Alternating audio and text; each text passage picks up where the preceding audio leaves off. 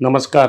फिर पैसा बोलता है में आपका स्वागत है। भारत से पहला एक बड़ा कंपनी प्रोडक्ट कंपनी लिस्ट हुआ मार्केट में, वो था फ्रेशवर्क्स। गिरीश पात्रिबूतन को सभी ने प्रशंसा किया और बोला एक दिन वो बड़ा आदमी बनेंगे और एक स्टीव जॉब्स जैसा भारत के लिए एक प्रोडक्ट कंपनी बनाएंगे। फ्रेशवर्क्स का स्टॉक सितंबर महीने में आईपीओ में आया था। उनका आईपीओ प्राइस $36 था और मार्केट में ऊपर जाके $53 तक गई। उसका मार्केट कैप पीक में लगभग $14 बिलियन है। 13 बिलियन 60 मिलियन जैसा कुछ था।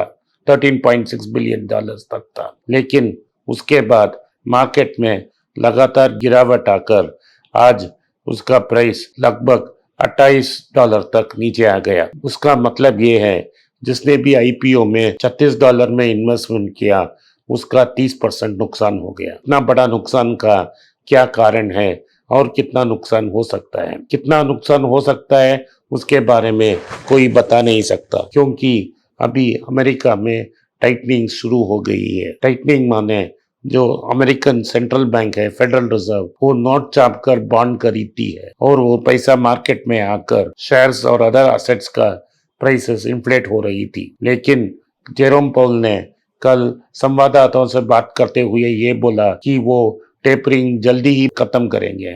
उन्होंने पहले ये बोला कि नवंबर से शुरू कर जून में ही उसको खत्म करेंगे, लेकिन क्योंकि महंगाई अमेरिका में इतना बढ़ गई है, उसको वो पीरियड को कम करके मार्च तक टेपरिंग बंद करने का संभावना है। इसी कारण ग्लोबल मार्केट्स में सभी एसेट प्राइसेस कोलैप्स हो गए। तो हमको ये पता नहीं कि जब मार्केट में गिरावट आएगी तो फ्रेशवर्क्स का कितना नीचे जाएगा, उसका तो कोई पता नहीं है। लेकिन अब करेक्शन करने के इसके पहले ही मार्केट को ये न्यूज आने के पहले ही क्यों फ्रेशवर्क्स करेक्शन में आ गई, इसका दो कारण है। पहला कारण ये है कि पूल ऑफ शेयर्स, जो ट्रेड के लिए शेयर्स हैं, वो ज्यादातर बढ़ गई है। जो एम्प्लॉइज है उन सबको फ्रेशवर्क्स ने स्टॉक्स अलॉट किया था। उन स्टॉक को मार्केट में एम्प्लॉइज लाने के लिए कुछ दिन के लिए रेस्ट्रिक्शंस है। अभी ये रेस्ट्रिक्शंस बंद हो गई है और 53 मिलियन शेयर्स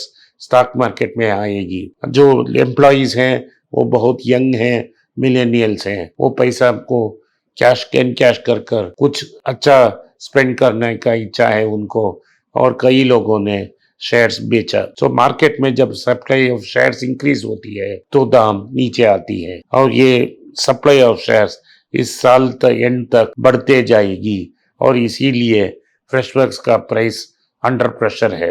दूसरा कारण क्या है? दूसरा कारण ये है कि सितंबर क्वार्टर रिजल्ट्स को अभी फ्रेशवर्क्स ने अनाउंस किया। उसमें ये बताया कि टर्नओवर 97 लाख थी और लॉसेस लगभग $105 मिलियन है। इस लॉस का मेन कारण स्टॉक बेस्ड कॉम्पनसेशन है। स्टॉक बेस्ड कॉम्पनसेशन में एम्प्लॉइज को मुफ्त में स्टॉक दिया जाता है और उस स्टॉक को कंपनी का प्रॉफिट एंड लॉस में एडजस्ट किया जाता है। उस लॉस को अभी उन्होंने बुक किया है, लेकिन जो सेल्स हो रही है वो सेकेंड क्वार्टर सेल्स पिछले साल सेकेंड क्वार्टर से बहुत ज्यादा है। तो कंपनी का फ्यूचर बहुत सिक्योर है। लेकिन इस कंपनी कब प्रॉफिट बनाएगी, कब आमदनी कमाएगी, कब डिविडेंड देगी, इसके बारे में कोई जानता नहीं है। तो ये लॉस मेकिंग कंपनी है, कैश फ्लोस बहुत वीक है और इसी कारण कैश बर्न हो रही है। Cash burn means negative cash flow company में हो रही है और जो पैसा उन्होंने आईपीओ में रेज किया उसी पैसा को कर्ज किया जा रहा है। हर कंपनी जैसे प्लेटफॉर्म कंपनियां हैं और ये जैसा इंटरनेट प्रोडक्ट कंपनियां हैं जैसे फ्रेशवर्क्स, वो आईपीओ के पहले अपने एक्सपेंसेस कम करती है, स्पेशली मार्केटिंग एक्सपेंसेस कम करती है और प्रॉफिट दिखाती है या लॉस को कम करती है। जब आईपीओ का लिस्टिंग हो जाता है और जो पहला क्वार्टर आता है उसमें लॉसेस बढ़ जाती हैं और ऐसे ही फ्रेशवर्क्स का लॉस भी बढ़ा है। सीएफओ ये भी मानते हैं कि आने वाले क्वार्टर्स में भी स्टॉक कॉम्पनसेशन देना पड़ेगा।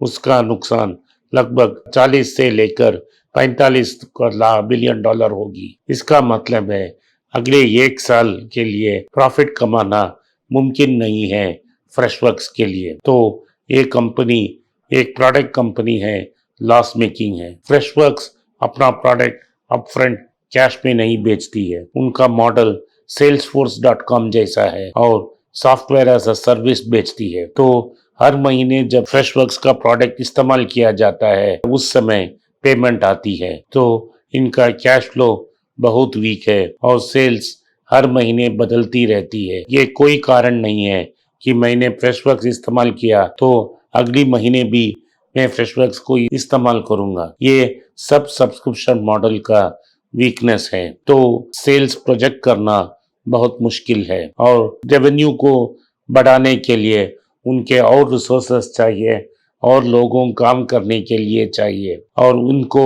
खुश रखने के लिए उनको और स्टॉक बेस्ड कॉम्पनसेशन देना पड़ेगा। तो ये स्टॉक जब तक प्रेशर में है उस टाइम तक प्रेशर में रहेगा जब तक ये कंपनी प्रॉफिटेबल होगा।